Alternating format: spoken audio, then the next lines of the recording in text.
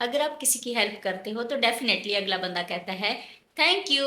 तो आप इस थैंक यू की जगह कहते हो वेलकम या यू आर वेलकम। आप इस वेलकम को कई डिफरेंट तरीकों से कह सकते हो, जैसे it's my pleasure, it's my pleasure, happy to help you या हैप्पी टू हेल्प यू, या glad to help you, glad to help you, या इस तरह भी कह सकते हैं नो वरी एट ऑल। कैसे? No worry at all. या इस तरह भी कह सकते हैं it's all right, it's all right.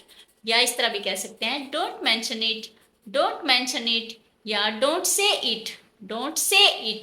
या जस्ट इस तरह भी कह सकते हो no problem no big deal, no problem no big deal. और आप वेलकम की जगह एनी टाइम भी यूज कर सकते हो। अगर आपको मेरी वीडियो अच्छी लगी हो तो मेरी वीडियो को लाइक करो, शेयर करो और मेरे चैनल को सब्सक्राइब करो। Thanks a million. बाय।